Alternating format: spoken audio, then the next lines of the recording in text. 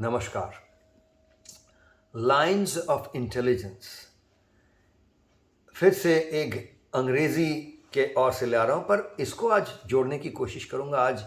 2 अक्टूबर, दूसरा अक्टूबर महीने का दूसरा तारीख है, यानी कि father of the nation Gandhi ji का जन्मदिन है, जन्म दिवस है। तो गांधी जी के जीवन को लेकर बहुत लिखा गया है, बहुत लोग, बहुत वाद विवाद, बहुत कुछ है, पर हमारा मकसद आज इस ऐसी कोई वाद विवाद पे नहीं जाकर सिर्फ इतना देखना कि गांधी जी को हम जब देखते हैं तो सबसे पहले क्या दिखाई देता है, और उनके बारे में इतना कुछ लिखा गया है, इतना कुछ हम सब जानते हैं, लेकिन जिस एक एक चेहरे से, एक रूप से, जिससे उनको उनका परिचय एकदम सबसे पहले, कोई भी चीज़ होने के पहले उनका जो परिचय जिस दृष्टि से या जिस जिस उनका जो रूप है, उस रूप से जो देखा जाता है वो ये है कि उनका कपड़ा का एक जो स्टाइल हो गया था शुरू में, जब वो मोहनदास करमचंद गांधी थे और वहाँ से जाकर जब father of the nation Gandhi ji बने, तो उनका जो लिबास था, जो कपड़े का जो उनका स्टाइल था, वो बिल्कुल बिल्कुल बदल गया था। तो ये एक, और कुछ हो ना हो, उनके जीवन का एक बड़ा, एक देखने वाली चीज़ है। इसमें से क्या समझते हैं हम लोगों को, समझ में क्या आता है कि उन्होंने एक बात पे बहुत ध्यान लगाई, वो ये कि कैसे अपने जीवन में जो ज़रूरतें हैं, जो मूलभूत ज़रूरतें हैं, जिनके बिना हम समझते हैं हम जीवन में चल नहीं पाएंगे,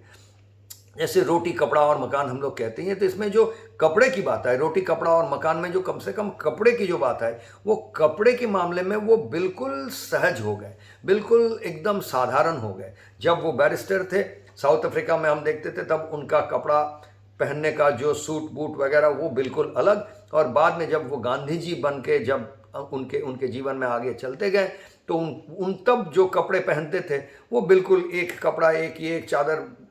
एक नीचे बांध ली, ऐसे इसी में बहुत कम साधारण कपड़ों में वो अपना जीवन को चला दिए। तो ये जो बात हुई कि जो हमारी ज़रूरतें हैं,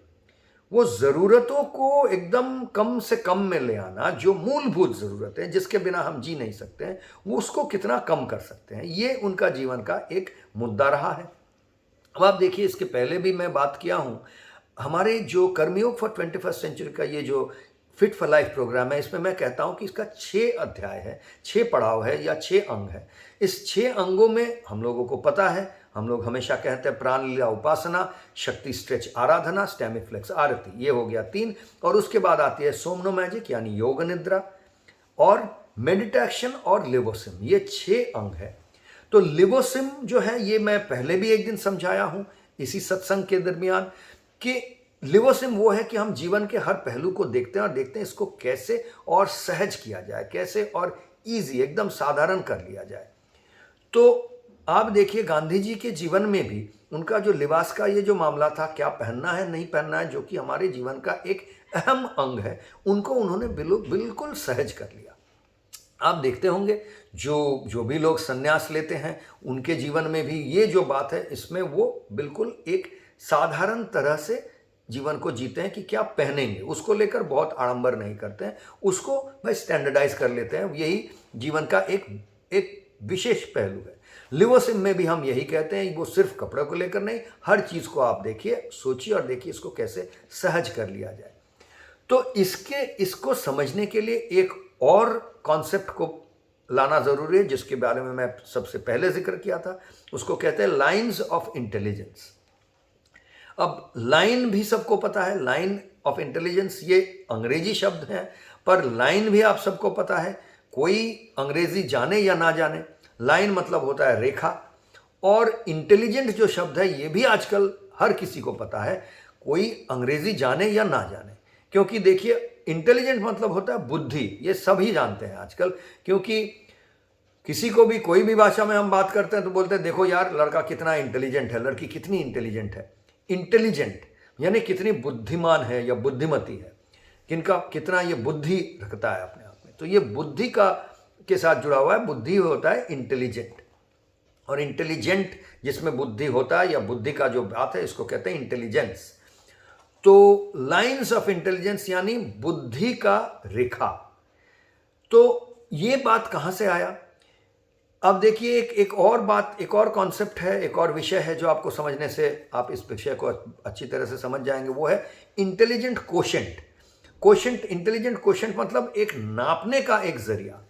कोई कितना बुद्धिमान है इसको नापने का जो एक जरिया है, इसको कहा जाता है इंटेलिजेंट कोशेंट। जिसी तरह थर्मोमीटर व्यवहार करके हम शरीर का तापमान नापते हैं, हम फीता से अपना हाइट नापते हैं, वेइंग मशीन पे चढ़ के वजन लेने का जो मशीन होता है उस पर चढ़ के अपना वजन लेते हैं,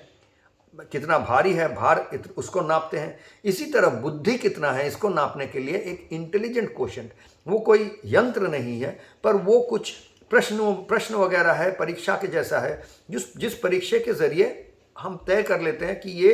ये इंसान कितना इंटेलिजेंट है, कितना बुद्धिमान है या बुद्धिमती है। तो इसे इंटेलिजेंट कोशेंट कहा जाता है। तो यही इंटेलिजेंट कोशेंट एक आज के ज़माने के, अब मैं परंपरा से आज के ज़माने और यहाँ हमारे ईस्ट यानी पूर्व से पश्चिम की ओर जाएं तो हम देखेंगे वेस्ट, मॉडर्न वेस्ट जो है, आधुनिक जो पश्चिम है, पाश्चात्य जो आधुनिकता है, वहाँ से जो मनस्तत्व यानी साइकोलॉजी, ये मनस्तत्वविद जो रहे हैं उनका जो एक दान है, एक हावर्ड गार्डनर नाम के एक बहुत प्रख्यात मनस्तत्वविद रहे हैं, उनका एक थियरी वो निकाल के लाए कि ये मल्टीपल लाइंस ऑफ इंटेलिजेंस। तो उनका कहना है कि ये इंटेलिजेंस जो हम कहते हैं, बुद्धि की बात करते हैं, वो एक ही तरह का बुद्धि नहीं है। बुद्धि की अलग अलग रेखाएं हैं, जिस रेखाओं से चढ़कर हम अलग अलग रेखाओं पे, जैसे सीढ़ी का जैसा है, उस पर हम अलग अलग लेवल पे चले जाते हैं या अलग अलग स्तर पे चले जा सकते हैं। तो उनका कहना हुआ कि बुद्धि का एक ही रेखा नहीं है, इंसान के जीवन में अलग अलग बुद्धि का रेखा है। तो lines of intelligence, multiple lines of intelligence यानी हो गया बुद्धि रेखा, लाइंस रेखा, और इंटेलिजेंस बुद्धि।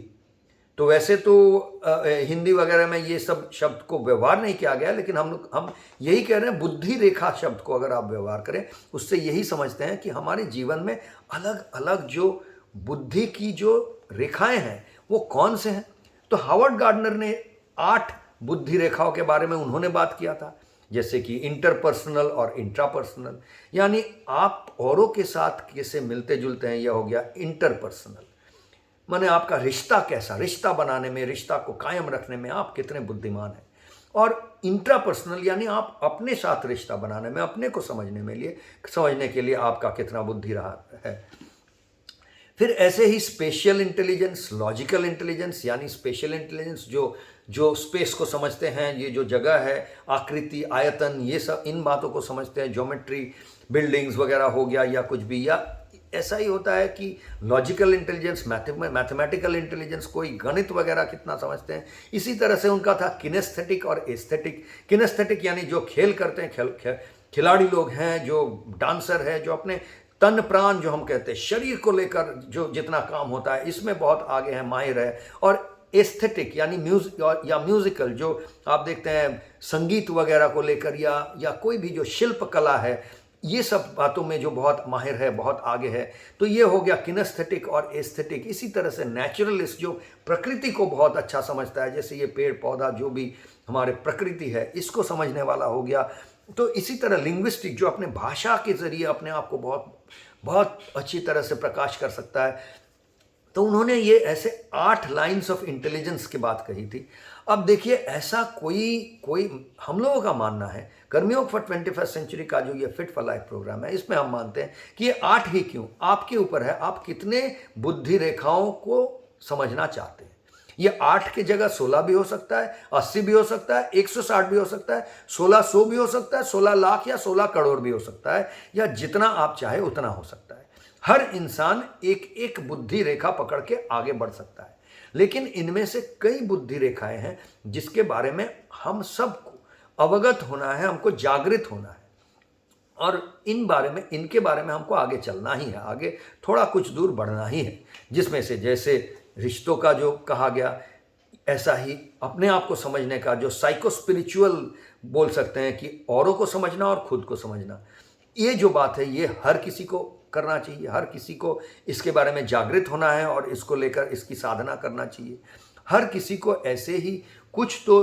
गणित के बारे में, क्योंकि हम गिनते हैं जो बहुत आगे ना भी बढ़े गणित के बारे में और भाषा के बारे में, कम्युनिकेशन स्किल्स, एक दूसरे से बात वार्तालाप करना, कैसे अपने आप को औरों को समझाना, ये सब बेसिक है, ये हर किसी को समझना ही है। कुछ हद तक किनेस्थेटिक और एस्थेटिक ये करना ही है, क्योंकि आपको शरीर, तन, प्राण और जितना भी शिल्प कला है ये सब को समझना, जो क्योंकि जो क्या सुंदर है क्या सुंदर नहीं है, हम हमेशा कहते हैं सतमंगल सुंदर, सुंदर का ही ये साधना है। तो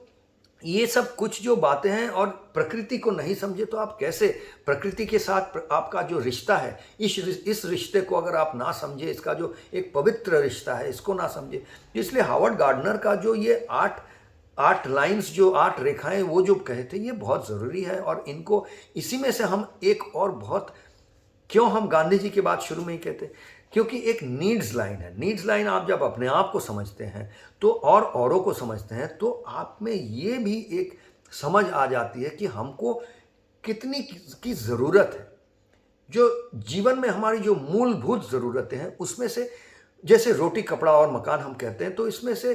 कपड़े का जो बात आया था, ये रोटी, कपड़ा, मकान, कुछ भी जो भी मूलभूत ज़रूरतें हैं उसमें से कितनी ज़रूरत है। तो ये ज़रूरत के बारे में जब पता चल गया, जिसके बिना हम रह नहीं सकते हैं, ये जिसका जितना डेवलप्ड होता है, इसमें हम जितने आगे बढ़ते हैं, जितने ऊंचे स्तर में पहुंचते हैं, उतना कहा जा सकता है कि उस रूपरेखा में, उस बुद्धि रेखा में हम आगे किस स्तर में चले गए हैं। तो नीड्स लाइन जो है, हमारी ज़रूरतों की जो बुद्धि रेखा है, उसमें हम जितने आगे बढ़ रहे हैं उतना देख रहे हैं हमारा कम से ही काम चल रहा है, हमको ज़्यादा की ज़रूरत नहीं है, कम से काम चल रहा है। और इसी के साथ जुड़ा हुआ है, इसको कहते हैं नीड्स लाइन या ज़रूरतों की बुद्धि रेखा। और इसी के साथ जुड़ा हुआ है मीन्स लाइन, यानी अर्थ, जो अर्थ कमाने का, हम जो लाइवलीहुड कमाने का, जो पैसे कमाने का, अर्थ, रिसोर्सेस जुगाड़ करने का जो एक लाइन होता है, इसमें भी जो सबसे आगे बढ़ता है, यानी वो बहुत अर्थ उसको कमा सकता है, रिसोर्सेस जो भी चाहिए कहीं पहुंचने के लिए, अपने काम करने के लिए, इसके लिए जो भी ये चीज़ को जो बहुत अच्छी तरह समझता है और कमा सकता है, अर्थ रोजगार कर सकता है, ये उस स्तर में आगे बढ़ रहा है। तो इन दोनों बातों को आपको समझना है। कर्मयोग फॉर 21st सेंचुरी का जो फिट फॉर लाइफ प्रोग्राम है, इसमें हम इन दोनों बातों को ले आते हैं कि आप अर्थ खूब कमाइए, और अर्थ कमाने का जो जरिया है उसमें आप आगे बढ़ते रहिए, लेकिन उसके साथ साथ आप नीड्स लाइन, यानी आपकी ज़रूरतों की जो रेखा है उसमें भी आगे बढ़ते रहिए। मतलब आप ज़रूरतों को कम करते रहिए, आपका अपना ज़रूरत बहुत कम से कम में हो जाए, लेकिन आप अर्थ, रोजगार ज़्यादा से ज़्यादा करें। ये जब हो जाता है, वही हम कह सकते हैं कि सही मायने में कर्मयोगी है आज के ज़माने के लिए और किसी भी ज़माने के लिए। तो कर्मयोग फॉर 21st सेंचुरी का जो ये फिट फॉर लाइफ प्रोग्राम है, आज गांधी जयंती है, 2 अक्टूबर है। आज हमें ये याद करना है कि इसके साथ ताल्लुकात क्या है, कि हम अर्थ बहुत रोज़गार करने के लिए हमारा ये शिक्षा हो, साधना हो, लेकिन हमारी ज़रूरतों को हम कम से कम में लेकर जाएं। तभी हम कह सकते हैं कि कर्मयोग फॉर 21st सेंचुरी का ये फिट फॉर लाइफ जो प्रोग्राम है, इसमें हम आगे बढ़ रहे हैं। तो दोस्तों, आज के लिए इतना ही। सब याद रखिएगा, अर्थ और ज़रूरत, अर्थ के बारे में ऊपर जाना है, ज़रूरतों को नीचे लाना है, तभी हम इन दोनों में, ये जो स्तर है, इसका जो लेवल है, इसमें आगे बढ़ रहे हैं। नमस्कार।